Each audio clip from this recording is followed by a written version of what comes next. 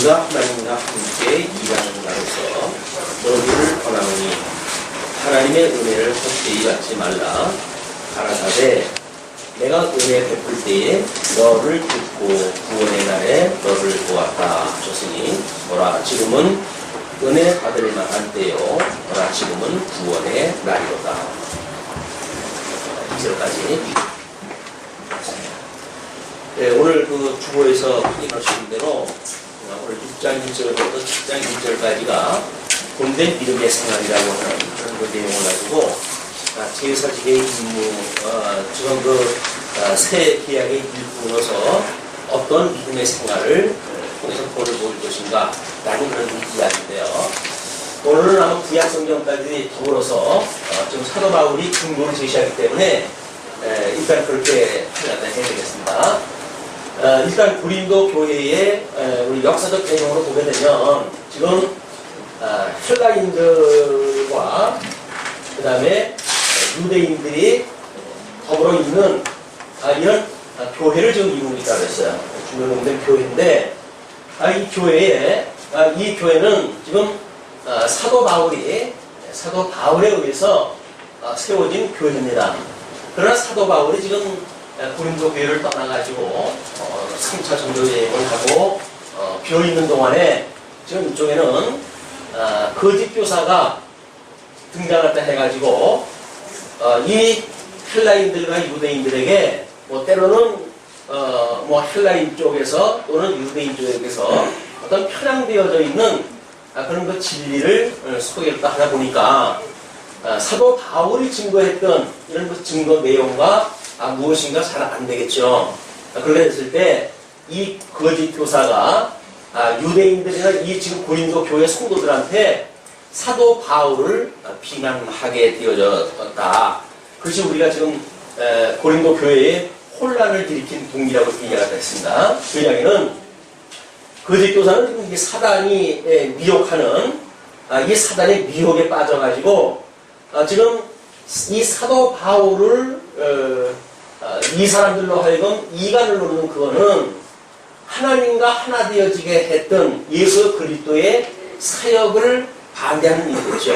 왜냐하면 하나님과 이게 원수되어졌던 이런 그 성도들을 지금 하나님과 화목하게 하는 예수 그리스도를 증거해서 하나님과 화목하게 되어진 그런 관계를 만들어진 것, 그것이 지금 주님의 몸된 교회란 말이에요. 그런 그 교회인데 지금 거짓 교사가 눈에 보이는 사랑으로 보아가지고는 그냥 사도 바울을 사도가 아니라고 이렇게 주장을 한 겁니다. 그렇기 때문에 사도 바울이 지금 부정당한다고 한다면 이 사도 바울이 이 부정한 것 안에 포함되어진 것이 뭐냐면 지금 사도 바울이 증거했던 복음의 내용이 여기 포함되어져 있겠죠. 그러니까 사도 바울을 만약에 거부하게 하는 그거는 사도 바울이 전했던 복음을 방해한다는 이야기고, 사도 바울의 이 복음을 방해한다는 이야기는 예수 그리스도를 반대한다는 이야기고, 예수 그리스도를 반대한다는 이야기는 결국 만사 만물을 섭리하시는 하나님을 대적한다는 이야기나 같은 이야기입니다. 그렇기 때문에 사도 바울이 지금 나는 새 일꾼으로 지금 이 일을 한다라고 하는 걸 통해 가지고 이렇게 있었던 상황, 이 역사적인 상황이에요. 특별 계시적인 일이지만 이런 역사적인 상황을 사도 바울은 과연 어떻게 해석을 했는가? 이 해석의 원리가 지금 고린도 후서를 기록하게 되어진 배경이죠. 그러니까 이때 부정적인 이런 사건이 고린도 교회에 있었어요. 그런데 이 부정적인 사건에 대하여 사도 바울은 나름대로 하나님의 성경의 원리를 따라가지고 지금 이걸 설명을 해왔던 겁니다. 오늘 6장 1절에서부터 지금 이렇게 이야기를 하죠. 지금이 하나님과 함께 일하는 자로서 지금 우리는 이 사도 바울을 비롯한 이게 그 동행들은 이 하나님과 동역자라는 거예요. 그러니까 사도 바울이 하나님 안에 잡힌 바 되어져가지고 복음을 증거하니까 지금 이것을 동역자다. 이렇게 이야기를 하는 거죠. 이런 그 논리도 우리가 이걸 이해하게 되면 신인 협동이라고 하는 맥락으로 이해하기가 쉽습니다. 하나님과 사람이 마치 무엇인가 협동을 해가지고 무슨 일을 갖다 해간다고 이제 보게 된다는 거죠.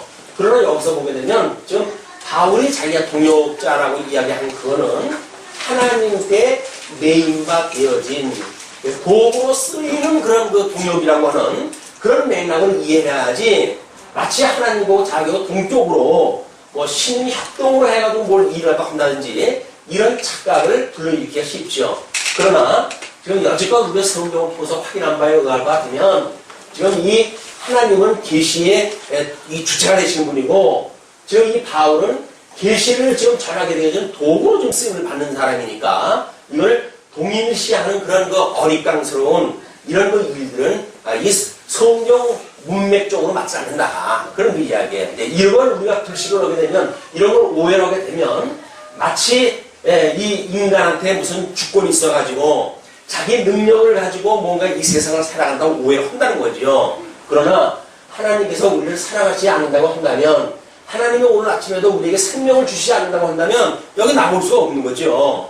마치 여기 나오는 것이 나의 어떤 뭘 가지고 또 나왔다고 우리가 착각도 하지 않습니까? 이게 하나님 앞에서 우리 죄성이라는 거예요. 마치 하나님과 같이 되어져가지고 나한테 어떤 힘과 능이 있다고 믿어지는 이런 그 어리광스러운 믿음을 가지고 우리가 세상을 살아가게 되어진다. 이 고린도 교회에 일어났던 상황들은 전부 그런 불신앙적인 입장에서 좀 만들어진 상황들입니다. 그러나 지금 이 사도 바울은 고린도 교회에 있었던 이 일련의 사태가 물론 부정적인 이런 그 사건이지만 이것이 하나님께서 무슨 의도를 가지고 섭리하신다고 하는 이런 대전제로부터 이 해석이 되어지는 거예요. 그러면 상대적인 싸움이 아니라 진리를 무엇인가 전해가지고 사망이 생명에 삼킨바 되어진 그런 복음의 선포지 그들을 상대적으로 해가지고 설득을 한다는 이런 개념이 아니란 말이에요. 목사가 강론하는 것도 마찬가지예요. 목사가 강론이 성도들한테 뭐 일일이 요건 요렇고 요건 요렇습니다라고 해가지고 목사 입장에서 뭐를 교회 입장에서 설득하는 게 아니에요. 복음을 그냥 선포하게 되면 하나님께서 그를 이 은혜를 받게 하시려고 한다면 듣게 하시는 거고 못 듣게 하시려고 한다면 이미 하나님의 은혜를 잠시 거둔 사건이죠. 인간한테 있는 게 아니다. 진리 인식의 사건은 철저하게 하나님한테 있기 때문에 우리 하나님을 믿는가 믿지 않는가 나타나는 현상인데 그걸 우리가 오해를 하게 되면 인간적으로 해가지고 사도 바울이 이 사람들한테 뭐 가가지고 자기를 변명하고 설득을 하고 이럴 수도 있겠죠. 그러나 사도 바울이 그러지 아니하고 뭐 우리 그 2차 전도행 때도 거기 지금 뭐 사도 바울이 고린도 교회에 갔다가 그들이 그 박해 뭐 반대를 하기 때문에 들어가지 못하고 그냥 눈물로 에베소 다시 돌아왔다고 그렇게 확인할 때 했잖아요. 그만치 이들이 받아들여지지 아니하는 복음 선포를 사도 바울은 안 했어요. 그러니까 이들이 만약 이 사도 바울이 세웠던 교회인데 사도 바울이 복음을 증거한다고 내가 이 거짓 교사들이 속고 있다. 그런 걸 내가 가지고 이런 하나님의 말씀을 증거할 거야. 이렇게 이야기할 때 했을 때 이 사람들이 아닌 것 같아는 이렇게 했을 때 굳이 거기 가지 않았단 말이에요. 그냥 안 들으려고 하는 사람한테 복음 전하는 거 아니에요. 그냥 뭐 그것이 들을 사람인지 못 들을 사람인지 모르니까 복음을 증거하는 거죠. 그러나 만약에 귀를 막고 안 듣는다고 하면 굳이 그런 사람들 골라다니면서 제발 좀 믿어주십시오 이렇게 하는 게 아니란 말이에요. 예수님을 누가 믿어달라고 그래. 이게 하나님을 우리가 인정하는 일인데 뭐 인간들한테 사정을 해가지고 하나님을 믿어달라고 이렇게 이야기하는 게 아니잖아요. 지금 이게 지금 사도 바울이 구약성경을 이해를 갖다 드는데 지금 뭐라고 그러냐면 내가 은혜 베풀 때에 너도 듣고 구원의 날에 너를 도왔다 하셨으니 뭐라 지금은 은혜 받을 만한 때요 지금은 구원의 날이로다 이렇게 이야기를 합니다.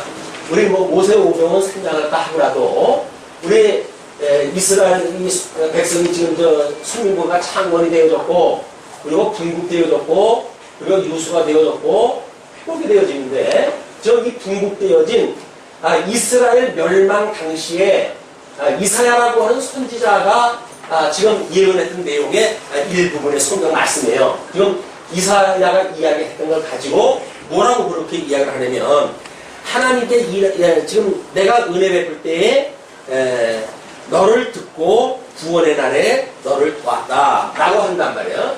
이들이 비록 남쪽 유다도 이제 이 바벨론의 포로로 끌려가게 되어지지만 하나님께서 선지자를 통해 가지고 하는 이야기는 지금 이 이사야는 하나님의 의를 또 선포하는 거 아닙니까?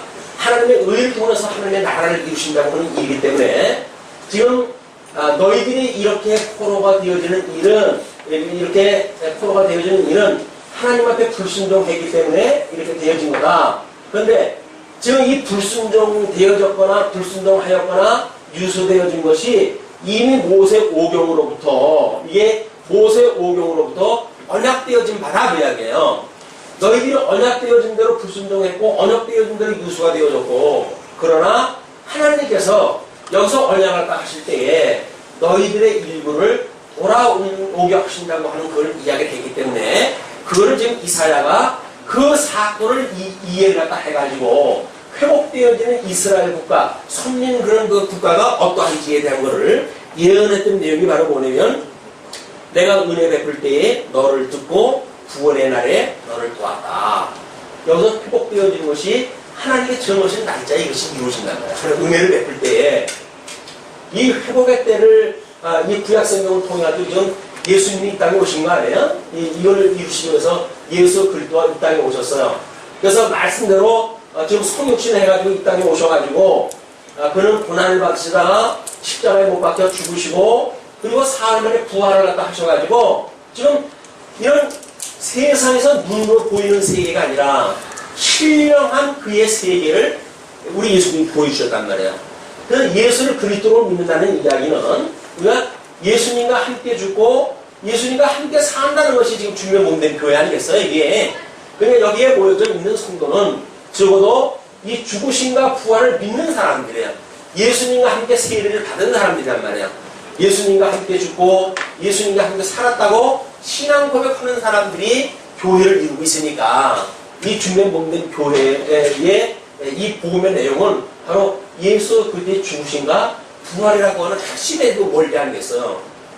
그러니까 지금 이 고린도 교회가 사단의 지금 이렇게 어떤 메인바 되어졌다는 이야기는 이스라엘 국가가 다른 나라의 포로가 되어진 것처럼 하나님의 뜻을 알지 못하고 불순종하는 가운데 지금 있을 수밖에 없는 상황 아니에요 지금.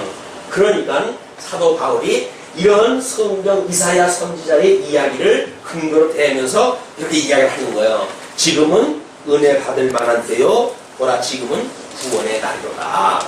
하나님께서 왜 너희들한테 이렇게 불순종하고 미혹되어져 있는 가운데 나를 또 이렇게 감동을 시켜가지고 너한테 보냈겠느냐.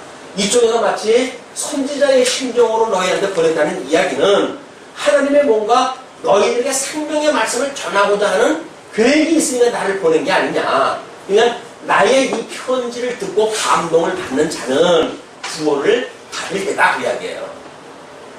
그러니까 하나님의 말씀의 길을 우리가 기울이지 않는다는 이야기는 구원이라고 하는데 관심이 없는 거예요.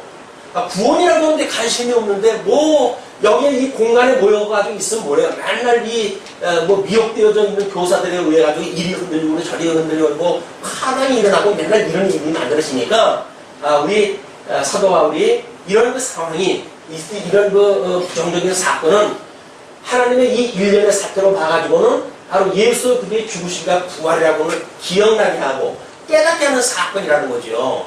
예수님을 잊어버렸다는 이야기는 죄악 가운데 우리가 그들 안에 있으므로 예수 그리스도를 믿는 믿음으로 떨어진 거 아니에요. 이렇게 했을 때 다시 사도 바울이 전하는 복음으로 우리가 예수 그리스도와 함께 죽었다고 하는 걸 기억을 하고 다시 예수 그리스도와 함께 부활했다고 하는 걸 기억을 함으로 해서 이 육신의 소용으로부터 자유로워지는 것이 주님의 몸된 교회의 성도들에게 지금 공명한 내용이다 그 이야기예요. 그러면서 우리가 이 직책이 회방을 갖지 않게 하려고 무엇에든지 아무에게도 거리끼지 않게 하고 오직 모든 일에 하나님의 일꾼으로 자천하여. 이거는 지금 이 동역자가 지금 일꾼이라고 다시 이야기를 하죠. 아까 이야기했던 동역의 다른 그런 그 이야기로 해가지고 뭐라고 이야기합니까? 하나님의 일꾼이라고 한다. 일꾼. 그러니까 사도 바울은 하나님의 일꾼인 거예요. 그러니까 일꾼이 종이 뭘 주인 앞에서 주인의 옷을 갖다 헐 수가 있겠어요.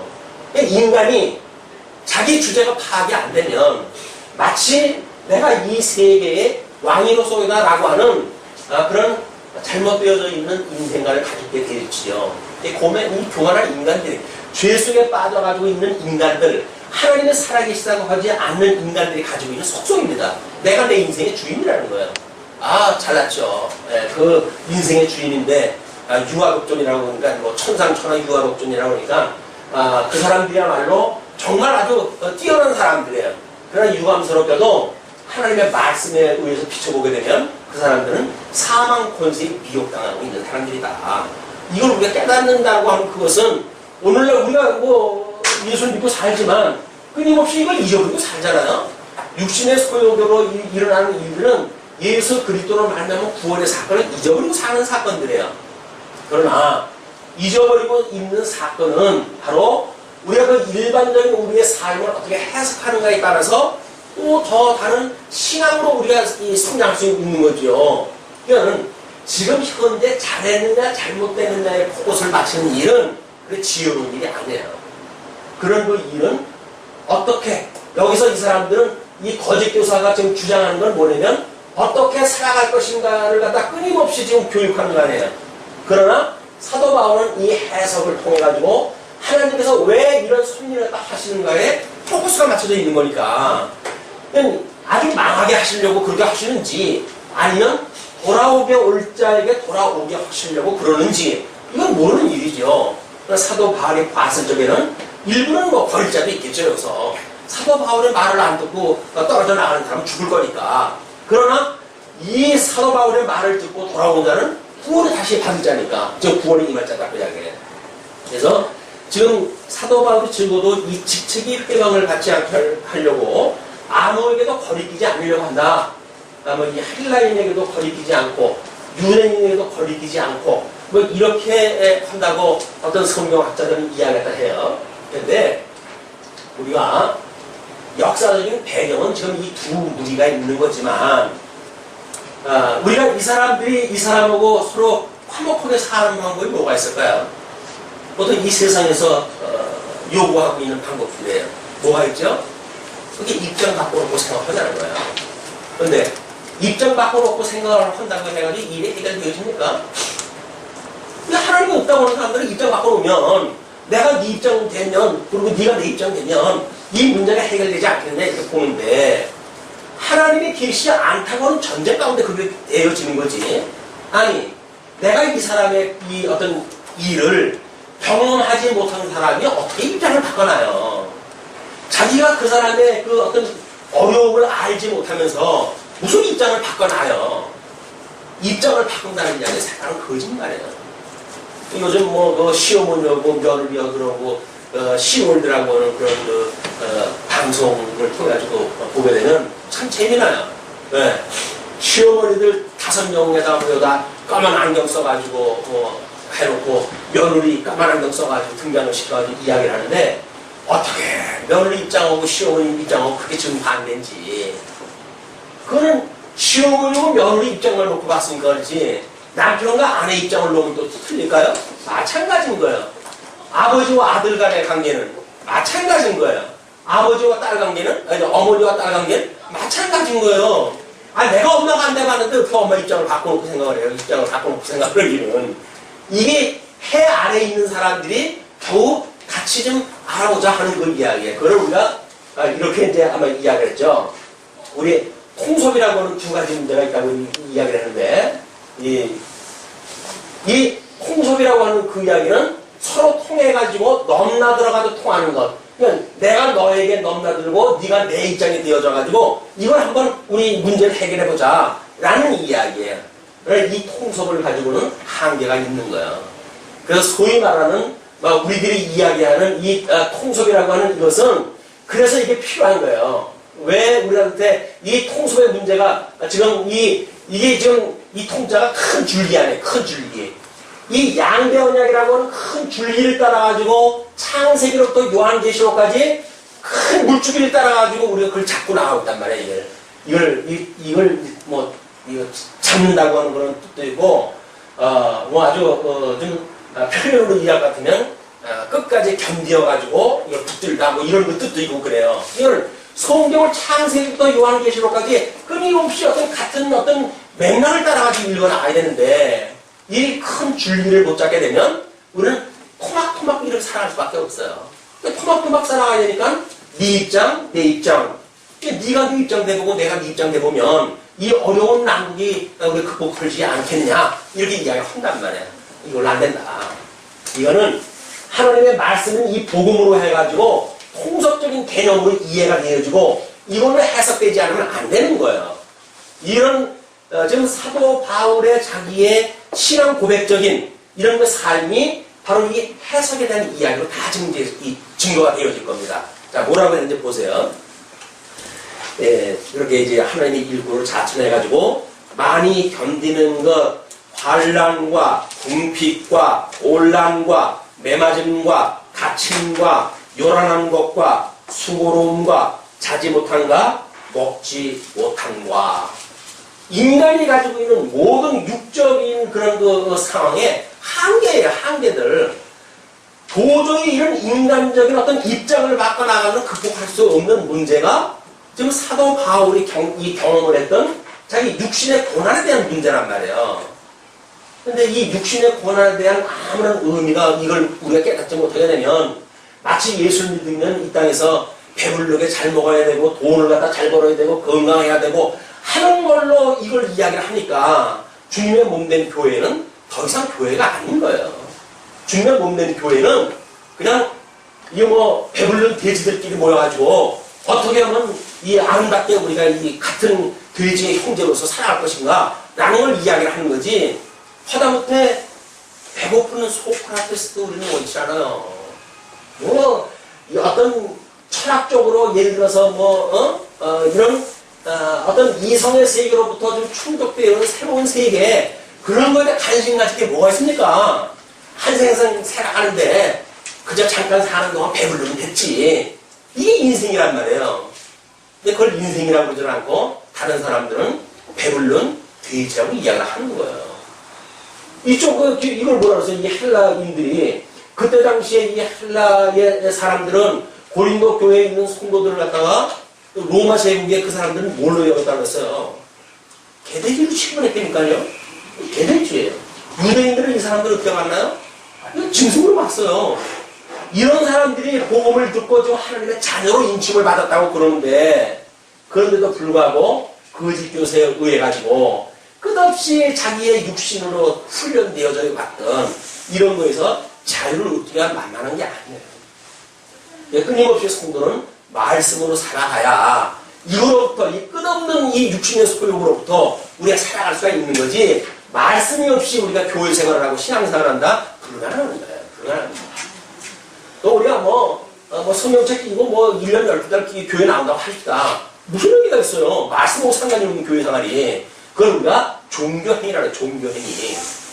말씀을 가지고 뭔가 신앙, 하나님이 살아계시다고 하는 게 믿어지고 그분이 나를 사랑한다고 하는 게 믿어지고 그러므로 주면 몸된 교회에 우리가 뭔가 생활을 갖다 해야 게 믿음 생활이지. 아니 하나님이 믿어지지 않는데 그 하나님이 없는 교회가 무슨 교회예요 이게. 자, 그뿐만 아니라 그렇게 되어졌지만 육적으로 해가지고 그런 아주 극한 상황에 이르렀지만 6절에 깨끗함과 지식과 오래 참음과 자비함과 성령의 감화와 거짓이 없는 사랑과 진리의 말씀과 하나님의 능력 안에 있어 의의 병기로 좌우하고. 그러니까 고린도전서 13장에서 이야기했지만 사랑이라고 하는 관계는 뭐라 그랬어요? 그거는 진리와 함께 기뻐하는 거예요. 진리와 함께 기뻐하는 것. 진리가 없는 사람이 뭘 함께 기뻐해요? 함께 기뻐한다고 그래 봤댔자? 그런 게 혈육간에 이런 어떤 교제겠죠. 혈육간에 부모 자식 간에 너하고 나하고 형제인데 그래도 우리가 피는 물보다 진하지 않냐? 이런 걸 가지고 뭔가 이걸 공통점을 끌어가려고 하니까 거기서만의 형제한테 배반을 당하게 되면 그냥 생명을 끊으려고 하는 사건이 나타나고 그러는 거예요. 다른 사람도 아니고 어떻게 부모가 나를 버릴 수가 있어? 다른 사람도 아니고 어떻게 형제가 나를 갖다 이런 남을 나갈 수가 있어? 라고 하는 문제 때문에 경제적인 문제만 걸려보십시오. 새로운 짝꿍 만나가지고 서로 독립되어져 있는 가정들 되고 그래봐요. 이해관계를 얽히고 설키고 해가지고 어떻게 하면 이 어떤 유리한 지점을 갖다가 차지할 것인가에 가장 참략이 동원되어지고 계략이 동원되어지고 그리고 나름대로 이제 어떤 동맹을 맺고 둘째, 셋째 동맹 맺고 첫째, 둘째 동맹 맺고 해가지고 우리 같이 우리 한 몸 되기 시작했어. 여기서 자칫 못하면 재산 다 없어져. 이렇게 해가지고 사는 것이 인간들이 살아가는 세계예요. 거기에 무슨 뭐가 있겠습니까? 뭐가. 이거는 고공 이래 이게 그냥 계속 되어지는 사건들 아니에요? 지금 대한민국만 이런 사건이 있는 게 아닙니다. 그냥 인간이 만들어진 이래 이 에덴 동산 쫓겨난 그런 인간들 이후의 모든 인생들은 다 그러고 살았어요. 좀 더 강력한 어떤 사회적인 제도가 그렇게 하면 잡아주인다든지 이렇게 겁을 주면 할 수 없이 뭔가 좀 좋은 방법을 살았을지는 몰라도 네 맘대로 하라고 그러면 다 그러고 살았던 거예요. 자, 이게 이제 성령의 소욕과 육체의 소욕을 크게 나눈 그런 두 가지 부분으로 우리가 생각해 볼 수가 있겠죠. 얘는 우리가 하나님을 아는 지식들 그런 걸로 말미암기 때문에 오래 참음들 그런 자기를 후욕하는데도 불구하고 그들을 축복을 갖다 하는 자비함 또 성령의 감화 감동 오늘 아침에 카페 들어갔더니 우리 이성복 지사님이 자고 일어났더니 바깥에 촉촉한 단비가 내렸거든요. 그래서 오늘도 성령의 충만한 그런 단비 같은 충만에 있었으면 좋겠습니다 하고 글을 올리셨더라고요. 왜 아니겠어요? 그냥 자연 현상에 비온 자연의 현상 그 자연의 현상을 보고 하나님의 뜻이 무엇인가를 우리가 분별하다 해가지고 강구한 내용이란 말이에요. 우리는 또 비 오네 오늘 차 기껏 세차해놨더니 그렇지 않은가요? 그게 뭐 하나님하고 뭔 상관을 써요 지금 내가 돈 들여가지고 궁 들여가지고 세차했다 해냈는데 기껏 그게 비가 와서 다 내려놨단 말이에요. 이런 걸 해서 짜증으로부터 하루가 시작이 되어지니까 이게 하나님이 없다고 하는 인간들에서 만들어지는 현상들이다. 그러나 비가 오면 그것도 하나님의 은혜가 깨달는 이런 도구로 기회로 이게 우리가 어떤 가치가 전환되어진다고 하는 이런 거는 생명의 역사가 놀라운 일이죠. 어떻게 일반 역사를 통해서 하나님의 섭리를 우리가 깨닫고 하나님의 소망을 두고 살아갈 수가 있습니까? 이런 것이 없이 교회 생활도 한다면 그게 무슨 의미가 있겠어요? 자, 오늘 이제 좀 다른 행사가 있고 있기 때문에 하려면 3절서부터 7절까지 풀어가지고 많은 설명을 했으면 좋겠지만 설명이 많으면 많을수록 복잡해서 못 모르죠. 설명이 길면 길수록 복잡해서 몰라요. 그래서 OX 문제에 우리가 익숙해져 있기 때문에 골치 아파요 목사님 답만 얘기했어요. 오늘 답만 원해요. 답만. 그런데 어떻게 산다고 한다면 방법으로 해가지고 우리 OX 문제로 가르칠 수가 있겠죠. 그러나 왜를 산다고 한다면 이건 전승지기로 있어야 돼요. 그렇기 때문에 쉽게 안 끝나요. 아무리 짧은 우리 논문이라고 하면 1300자, 1500자는 써야 그래도 어떤 사건에 대해서 논리적으로 설명할 수가 있으면 약했어요. 근데 하나님에 대해서도 모르고 세상도 모르고 그런 사람들한테 왜라고 하는 걸 설명을 하는데 어떻게 1100자리를 왜 설명할 수가 있겠어요? 우리 신문에 나오는 논설이 1500자 정도 됩니다. 1500자, 이 압축되어져 있는 1500자의 사설을 읽을 수 있고 독해가 가능하다고 한다면 제법 훈련된 사람들이에요. 근데 논설을 읽으면 골치 아프니까 제일 어디로 건너가죠? 사단 만화 쪽으로 먼저 가는 거예요. 왜? 거기는 그냥 쉬운 이것만 나와져 있으니까. 사설, 회사가 적어도 자기네 회사의 어떤 그런 명제를 걸고 지금 이 현상에 대한 해석을 갖다 했던 사설에 대해서는 관심이 없다. 왜 그러냐면 복잡하거든요. 골치 아프거든요.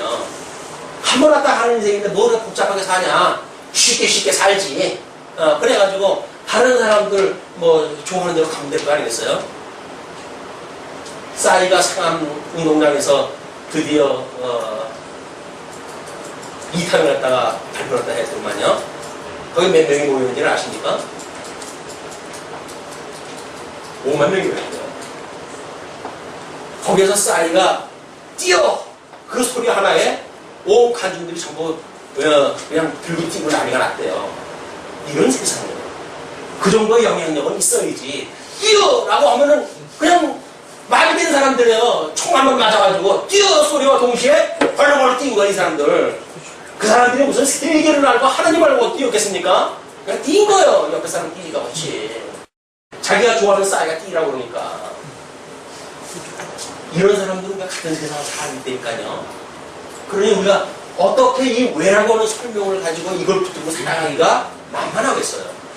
끊임없이 하나님의 말씀을 살고지 않는 가망이 없다. 생명에 대한 가망이 없어요. 자, 8절로 그래서 넘어갑니다. 영광과 욕됨으로 말미암으며, 영광과 욕됨이라고 하면 좀 반대계열은 아닌가요? 이 영광과 욕됨, 영광과 욕됨으로 말미암으며, 악한 이름과 아름다운 이름으로, 악령, 아름다운 이름, 이걸 이름으로 전부 반대되네요 지금.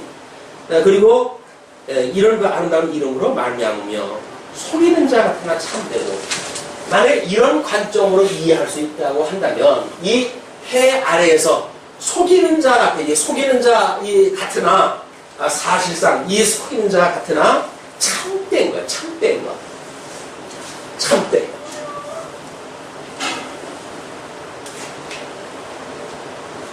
무명한 자 같으나 유명한 자요. 사도 바울 별 볼 일 없다. 뭐 그 흔한 총각도 없는 사람인데 이렇게 아주 비명하고 그 사람을 별 볼 일 없는 사람을 보지만 하나님 앞에서는 예수 그리스도의 이름에 맞은 사람이에요. 예수 그리스도의 이름을 품고 사는 사람이라고요. 여러분들은 어떤 성령의 인치심을 받으셨습니까? 예수 그리스도 2000년 전에 있었던 예수 그리스도의 사건이 오늘날 믿는 우리들한테 인침이 되어져 가지고 성령과 더불어 살아가는 예수 그리스도 안에 살아가는 성도라고 믿으십니까? 그게 유명한 자예요. 이름 있는 자예요.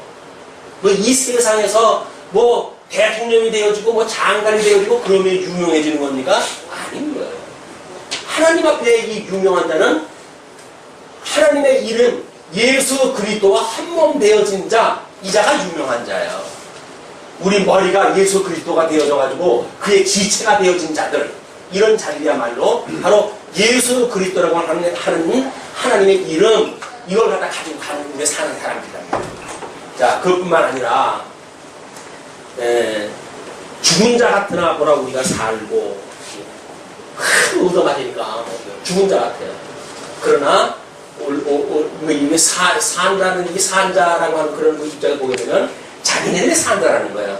죽은 자 같으나 우리가 살고 징계를 받는 자 같으나 죽임을 당하지 아니하고. 이쪽에서 징계를 받았을 때 보통 어떻게 이야기를 해요? 여기서 뭐 이게 다른 사람들한테 핍박을 당하고 뭐 억눌림을 당하고 구박을 받고 수용을 받고 이렇게 했을 때 다른 사람들은 저 사람은 예수 믿으면서 왜 저래? 저 사람은 하나님 앞에 징계를 받았는가 보구나. 이렇게 이야기를 한단 말이에요. 예수 믿고 사업이 망가졌어. 그랬더니 저 사람은 하나님 앞에 뭔가 잘못돼가지고 저렇지. 이렇게 해석이 떨어진다고 한다면 이거는 이 사망 권세 아래 있는 사람들 하는 해석의 방법이에요. 근데 사도 바울은 그렇게 징계받는 자 같으나 사실은 죽임을 당하지 않는 자예요. 죽임을 당하지 않는 자는 뭡니까 이게? 영생을 얻은 자예요. 영생을 얻은 자. 이 세상에 사단 권세가 우리를 가진 방법을 공격을 갖다 해옵니다. 네가 그렇게 예수를 갖다 믿으면 이렇게 할 거야 저렇게 할 거야 라고 하는 걸 공격을 갖다 해요. 이거를 어떤 그 여자 정치인이 예수님을 믿고 뭐 시장 고백을 갖다 하는데 아주 정치에 오래 훈련을 갖다 받는 사람이에요. 근데 세 가지 중에 한 가지에 정령하지 않으면 성공할 수 없대네요. 그게 돈, 권력, 명예. 이 세 가지를 다 잡으려고 한다면 망한대요. 그러나 이 중에 한 가지에 포커스를 맞춰가지고 정진을 갖다 해야 성공이 되어진다는군요. 그 사람의 이야기예요. 자기는 정치의 이 권력을 잡으려고 정치에 입문하기 위해 가지고 돈도 마다하고 명예도 마다했대요. 많은 사람들을 우애가지고 오히려 그 귀찮은 일 오히려 대신에 해주고 뭐 다른 사람들에게 자기의 돈을 갖다 나눠주고 이 권력을 갖다가 찾기 위해서. 근데 그렇게 20년을 갖다 뛰고 나가지고 곤두박질 친 뒤에 우연하게 예수님을 만나는 그런 그 기회를 만났다고 그렇게 이야기하는데 이거 징계받는 일인데 이게 많아야 된다는 거야. 이 세상 살아가면 이게 있어야 세상을 살아가는 재미가 있지. 이거 없이 무슨 세상 사는 재미냐. 이게 징계받는 것이 아니면 이렇게 사는 것이 현재 기독교의 이 신앙관이에요. 그렇습니까? 이게 많아야 이게 신앙이 좋은 건가요? 이게 무슨 징계받는 건가요? 그러나 사도 바울 같은 해석이 떨어지게 되면 우리는 하나님 앞에 영생을 얻은 자예요. 그래서 이 영생을 얻은 자는 징계와 같이 세상 사람들이 징계라고 여겨져 있는 일에 대하여 그거에 구애를 받지는 않았습니다. 그거에 대한 이 설명이에요. 뭐라고 그럽니까? 근심하는 자 같으나 항상 기뻐하고 가난한 자 같으나 많은 사람을 부유하게 하고 아무것도 없는 자 같으나 모든 것을 가진 자로다. 모든 것을 가졌대요. 사도 바울만 지금 모든 걸 가진 겁니까? 천지를 지으신 하나님은 우리가 아버지라고 그러니까 우리 아버지가 천지의 주인이신데 대주 되신 하나님을 우리가 믿는데 근데 이 세상에 돈이 없어가지고 다른 사람한테 아부를 떨어야 되나요? 이 권력을 위해 다른 사람한테 종로로 서야 되나요? 명예를 위해 가지고 다른 사람한테 사기를 쳐야 되나요? 아니란 말이에요. 우리는 하나님이 어떤 분인지를 모르니까 눈에 보이는 세계에 우리가 관심을 갖게 되어지는 거지. 하나님이 어떤 분인가를 알게 되어지게 되면 우리는 눈에 보이는 것에 우리가 어떤 관심을 갖는 것이 아니라 이거는 이 가치는 상대적 가치로서 어떤 상대적 가치? 하나님의 크나큰 이 영생을 깨닫게 하시기 위한 목적적 가치를 갖다 알게 하는 수단적 가치란 말이야. 수단적 가치. 근데 수단에다가 자기를 갖다 올인하는 사람들이 지금 현재 모두 현대인들 아니에요? 왜 사는지도 모르고 그냥 우리 예를 들어서 빼빼로더이가 원래 있었던 건가요? 자, 빼빼로더이가 나오니까 할매 정리하고 정책으로 해서 무슨 또 전략이 나오죠? 짜장면 데이 무슨 데이 왜 그런 게 나오는 거예요? 주문이 열어라 그 이야기예요. 상업주의한테 왜 철저하게 지금 종료수라고 있는 거예요. 근데 만약 그런 문화가 판매되는데 야 그거는 세속주의적인 거야. 그런데 여자친구가 빼빼로더이에 요즘 사줄까 그랬더니 안 사왔어. 삐졌어. 어떻게 할 거예요? 그냥 달래기 해가지고 빼빼로 그냥 사주는 걸로 해서 끝나야 됩니까? 해석이 떨어져야 무슨 설명이 가능하지. 아니면 세상 문화에 줄레줄레 혹겨가지고 끌려가게끔 돼 있어요. 그게 예를 들어가지고 우리가 아주 가벼운 빼빼로더이만 이야기를 했지만 아이들 교육 문제로부터 해가지고 우리 사람들의 그런 어떤 운동 또는 우리들의 오락 어떤 것도 거기 포함되지 않은 게 없어요. 다 상업주의자들이 돈 뜯어먹으려고 우리들한테 그런 문화를 만들어가는 거라니까요. 그 상업주의는 어디에 미혹되어져 있는 거예요? 사람이 미혹하는 세계예요. 그게 자유경제체제라고 하는 무서운 음모입니다. 그 음모를 우리가 깨뚫지 못하게 되면 죽을 때까지 우리는 이걸 잡으려고 애를 써야 돼요. 왜? 이게 없으면 아무것도 안 되니까. 그렇습니까? 돈으로 세상을 살아가는 건가요? 떡으로 세상을 살아가는 겁니까? 하나님의 말씀으로 살아가는 겁니까? 그게 이제 우리들한테 놓여진 시험이에요. 그러니까 제발 우리를 시험에 들게 하지 마옵시고 이 악에서 건져내 주세요. 이게 끊임없이 기도할 내용들이에요. 시험에 빠져가지고 이 사단이 미혹하는 이 세계가 다인지 알고 여기에 코가 빠져가지고 킁킁거리고 땅에다가 냄새 맡고 다니는 짐승과 같은 삶이 우리 인간들이 그럴 수 없지 않냐 미안해요. 즐거도 하나님에게 부름받은 성도는 더더군다나 그럴 수가 없잖아요. 성도가 어떻게 땅에다가 코를 받고 킁킁거리고 냄새를 맡고 이 세상을 살아갑니까? 우리 하나님으로부터 말미암는 저 영원한 하늘을 쳐다보며 살아가야지 어떻게 이 땅속을 갖다 들여다보고 살아갈 수가 있냐. 잠시 우리가 훈련받는 기간 동안 우리가 주셨으니까 은혜를 받을 대로 주셨으니까 훈련을 받고 은혜를 깨닫게 하기 위한 도구 이걸 갖다 주신 거지 우리한테 여기서 잘 먹고 잘 살려고 주신 세계가 아니잖아요. 이걸 깨닫는 일이 사도 바울이 고백이가 돼야겠다. 그럼 사도 바울이 이야기해요. 너희들이 지금 이러고 살라고 준 게 아니지 않냐? 지금 이 죽어도 이 영원하신 하나님의 은혜를 깨닫고 이 하나님을 우리가 경배하는 것이 인생의 본분이지. 여기서 그 짓거리 하면서 너희가 살아가는 하나님이 널 불렀느냐? 그런 이야기를 하는 거예요. 그러면서 야, 고린도인들이여 너희를 향하여 우리의 입이 열리고 우리의 마음이 넓었으니, 자, 이걸 상대적으로 입장 바꿔놓고 생각을 한다면 그냥 고그릇이 고그릇이에요. 고그릇이 그 그릇. 아니 뭐 믿은 대로 살고 그릇대로 사는 거지. 그 사람한테 마음 넓히라고 하는 마음이 넓어집니까? 이 타락한 그런 그 인간의 마음들이 어떻게 넓어져요? 기껏 우리가 훈련받아가지고 입장 바꿔놓고 생각을 하는데 받겠자. 자기 입장만큼은 생각을 하는 거지. 무슨 이 마음을 넓힐 수가 있겠어요. 그러나 이걸 상대적으로 이런 방법으로 넘나는 방법으로 해서 해결이 안 되지만 양도장을 통해서 하나님이 섭리하셨던 이 하나님의 섭리의 방법을 깨닫게 되어지게 되면 영원하신 하나님이 이 만사와 마음을 좀 섭리하신 거 아니에요? 이걸 깨달으신다고 한다면 마음을 넓히지 말라고 하면 넓어지죠. 왜? 그 영원하신 하나님이 우리 아버지인데 그 예수, 생명의 근원 되신 우리 예수를 또 우리 머리 되신 분인데 뭐 세상에 이거 가지고 크고 작은 걸 가지고 콩이니 받치니 오르니 그러니 이걸 10일 걸면서 사느냐 이 얘기예요. 그렇게 사는 것이 우리 교훈들은 일입니다. 결국은. 예, 너희가 우리 안에서 좁아진 것이 아니라 지금 이제 사도 바울이 지금 그 고린도 교인들한테 우리 안에 좁아진 것이 아니라 오직 너희 심령에서 좁아진 것이다. 복음을 증거해가지고 너희 좁아진 것이 아니라 너희들이 육신의 소욕에 갇혀져 있기 때문에 이 옥에 갇혀져 있기 때문에 어쩔 수 없이 너희 마음은 좁아진 거란 말이에요. 우리 예수 그리스도로 말하면 자유를 입었잖아요. 그럼 이 시간과 공간과 형상이라고 하는 틀 속에 갇혀져 있던 우리들이 참 자유를 얻어가지고 해방을 얻었다고 한다면 아니 마땅히 어떻게 시간의 구원을 받아요? 어떻게 공간의 구원을 받습니까? 어떻게 형상의 구원을 받겠어요? 그보다 뛰어넘는 거룩이라고 하는 삶을 우리가 추구할 수가 있겠죠. 이것이 지금 사도 바울이 본된 생활을 그런 거로 설명하다 한 거죠. 그러면서 너희는 믿지 않는 자와 멍해를 같이 하지 말라. 의와 불법이 어찌 함께하며 빛과 어둠이 어찌 상이며 그리스도와 벨리알이 어찌 조화되며 믿는 자와 믿지 않는 자가 어찌 상관하며 하나님의 성정과 우상이 어찌 일치가 되리요. 그러니까 정반대되어지는 것들이 여기서 만약에 어떤 뭐 헬라인과 유대인이라는 것이 아니라 지금 여기서 말하는 그거는 이쪽 것과 이것이 하나가 되어질 수 없다.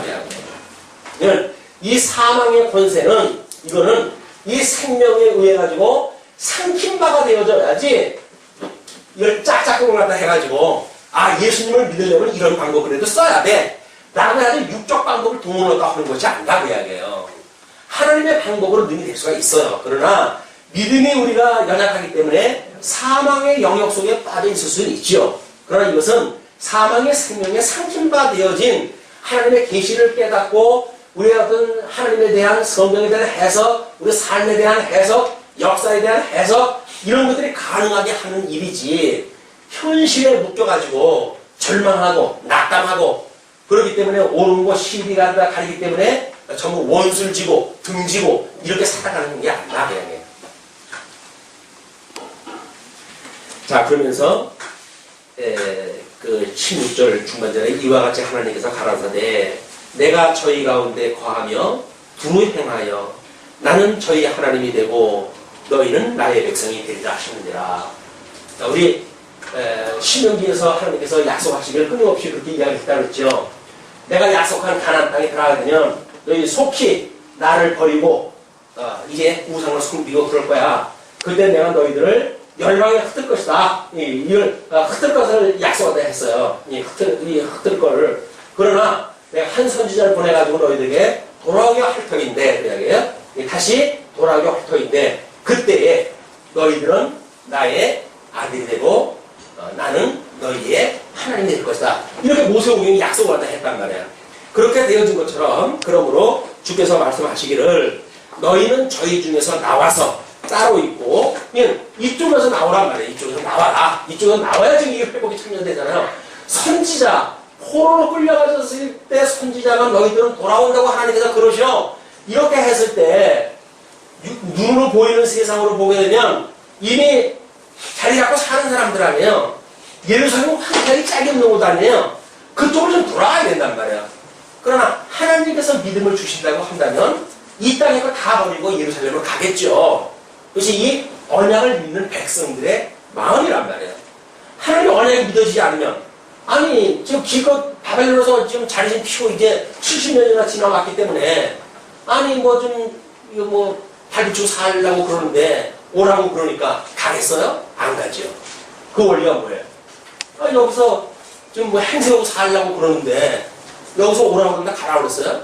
사도 바울 자기 고백처럼 여기 오면 맨날 으르터지고 굶고 잠 못 자고 그런다고 그러는데 이거 가겠어요? 안 가죠. 말해도 안 가지? 네. 성령께서 인도하시게 되면 우리는 현실적인 것보다는 영원한 세계의 소망을 가지고 이걸 버릴 수가 있다. 믿음이 없으니까 못 버리죠. 이걸 버리면 죽는 줄 알고, 이걸 버리게 되면, 놓게 되면 죽는 줄 알고 이걸 못 버리지만 실상은 여기서 죽어야 여기서 사는 거다. 그게 우리 사회적인 신앙생활의 원리라고 했잖아요. 네? 사직생, 여기서 죽어야 사는 거예요. 근데 여기가 다 누리면서도 이걸 살겠대. 욕심도 많아요. 이걸 다 누리고, 돈이고 명예고 권력이고 다 누리고 이쪽에서 살겠대. 근데 그런 사람들이 있는 것 같아요. 근데 가만히 보게 되면 이쪽에서 사는 거는 다만 명목적인 거예요. 명목적. 그리고 존경이다. 끊임없이 여기서 이걸 포기한다는 이야기는 뭐예요? 내가 그리스도와 함께 죽는다는 이야기인데, 아니 내가 죽어야 되는데 어떻게 다른 사람한테 명예를 우대해가지고 다른 사람이 내 명예를 갖다가 어쩌고저쩌고 하고 고소를 갖다가 하고 그럴 수가 있겠어요. 심지어 뭐 단어를 갖다 쓴다고 해가지고 법적 제재를 받을 수도 있습니다. 조심하라고. 도대체 이게 진리를 갖다 깨달은 사람들 하는 이야기입니까? 이 세상에 쓰는 용어를 갖다가 자기네들이 독점을 갖다 하고, 말이 안 되는 거예요. 말이 안 돼요. 어떻게 생명세계를 우리가 누리고 사는 사람들이 대신에 도로 준 걸 갖다 독점을 갖다 할 수가 있어요.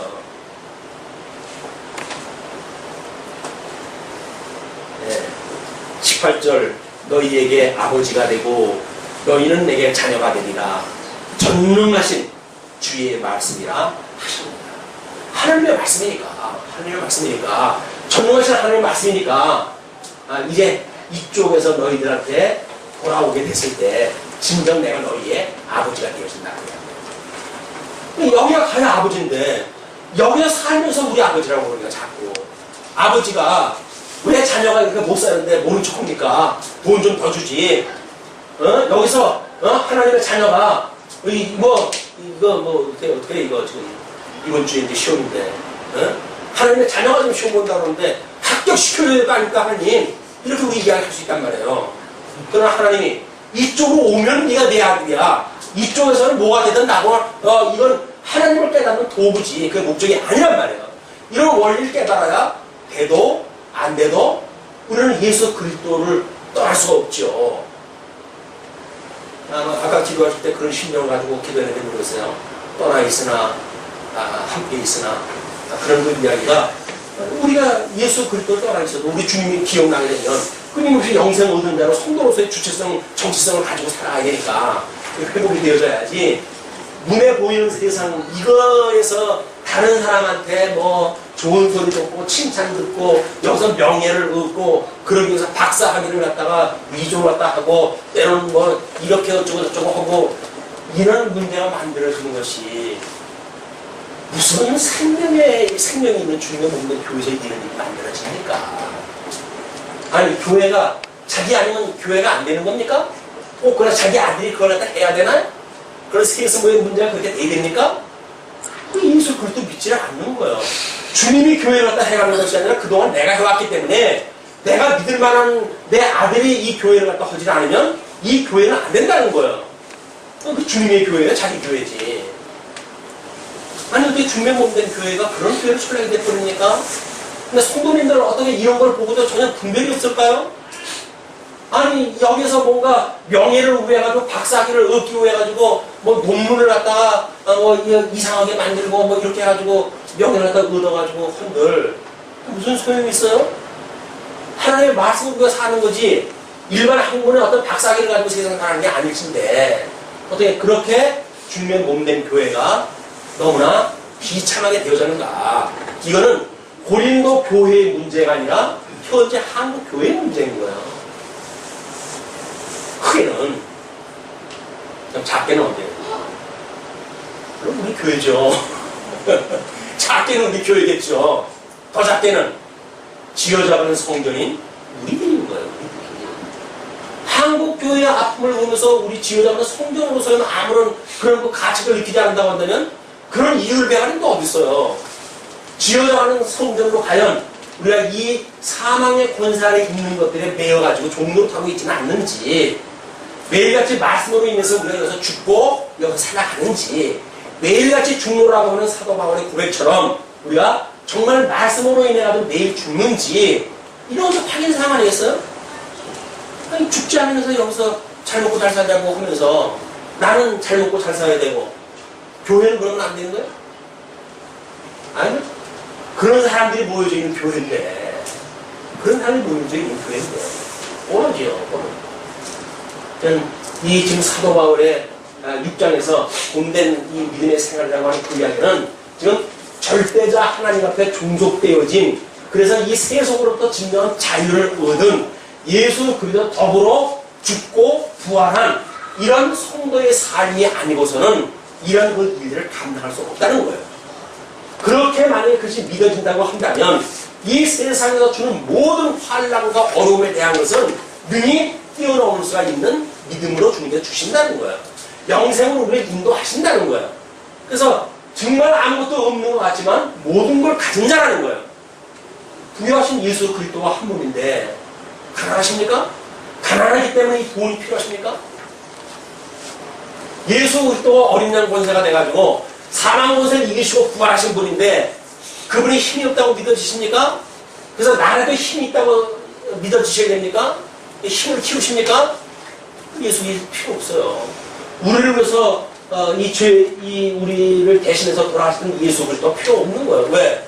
예수님 대신에 돈이 우리에 있어야 되고, 예수님의 권력 대신 이것이 있어야 되고, 예수님, 우리 하나님을 경외하는 것이 인생의 국민이라고 그랬는데, 하나님을 경외하는 것이 아니라 내 멸류관에 기름칠을 하고 광례를 하고 우리가 살아간다고 한다면, 그러면 도대체 뭐가 예수 믿는 거예요, 이게?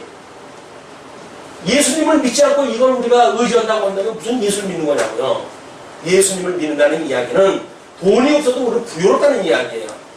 그런 믿음이 없지 어떻게 연보를 갖다 해요? 그런 믿음이 있으니까 연보를 갖다 하지. 그분이 아니면 우리에게 있는 권력, 세상의 어떤 권력을 가지고 살아간다고 그러는데, 우리 주님은 어린 양 권세로 사망 권세를 이기신 분이야. 그래서 그것을 믿는 사람들은 온유한 마음으로 가도 돼요. 온유한 마음으로 살아도 세상 사람은 날 업신여기지 않는다니까요? 업신여기지는 않긴 마치 이 무명한 자처럼 하는데, 그건 하나님을 모르는 자들이 무명하다고 그러는 거지. 하나님은 나를 어떤 자라고 하는데요? 유명한 자라고 하잖아요. 유명한 자라고. 왜? 예수 그리스도 이름으로 더불어 사는데 우리가 더 이상 유명해요. 그러니까 이 돈과 권력과 명예라고 하는 그 이야기는 이 어떤 이 사회적, 경제적, 정치적 이 원리와 이게 다름이 없습니다. 이 3대 원리를 사단은 끊임없이 하나님의 나라는 신령한 여기에 있지 않고 세상에 여기에 있다는 거예요, 이게. 그러나 우리 이제 고린도 후서를 통해가지고 신앙생활의 그 원리가 여기에서 죽어야 되고, 여기서 죽어야 되고, 여기서 죽어야 된다는 거예요.